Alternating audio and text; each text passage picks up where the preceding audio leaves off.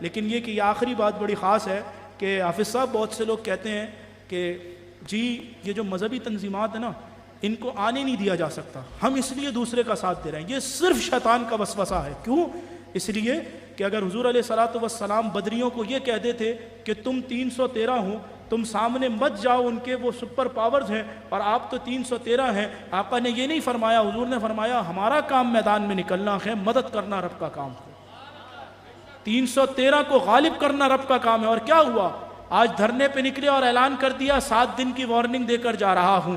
ہر کوئی نہ حسین بن سکتا ہے نہ خادم حسین بن سکتا ہے، نہ کوئی حسین بن سکتا ہے نہ خادم حسین بن سکتا ہے کہ وہ وہاں بیٹھ کر 16 دن بیٹھ کر وہاں کی سردی میں، بارش میں اور معذوری کے عالم میں وہاں بیٹھ کر بھی لبیک یا رسول اللہ کے نعرے لگائیں۔ یاد رکھیں کہ علماء کا ساتھ دیں اور حضور کا نظام لانے کے لیے آپ صرف ووٹ ڈالیں، کچھ نہیں ہوتا۔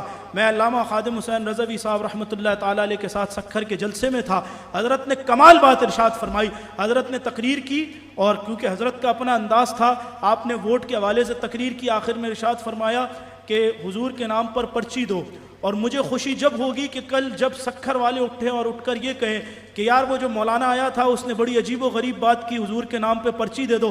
حضور کے نام پہ تو جان دی جا سکتی ہے، پرچی کی حیثیت ہی کیا ہے؟ پرچی کی حیثیت ہی کیا ہے؟ تو بس اپنے ارادے پکے رکھو، آقا علیہ الصلوۃ والسلام کے دین کو غالب کرنے کے لیے تمہارا کام کوشش کرنا ہے، دین لانا رب کا کام ہے، دین کو غالب کرنا رب کا کام ہے۔ آج افغانستان میں بھی اسلام کی حکومت آئی ہے۔ 20 سال کوئی سوچ سکتا تھا کہ یہ لوگ جن کے پاس نہ مشینریاں ہیں نہ ٹیکنالوجی ہے، یہ امریکہ جیسی پاور سے ٹکرا گئے، مگر اللہ نے انہیں فتح عطا فرمائی۔ تو ہمارا کام میدان میں اترنا ہے، فتح دینا رب کا کام ہے۔ اللہ پاک ہم سب کو عمل صالح کی توفیق عطا فرمائے۔ وآخر الدعوانا الحمدللہ۔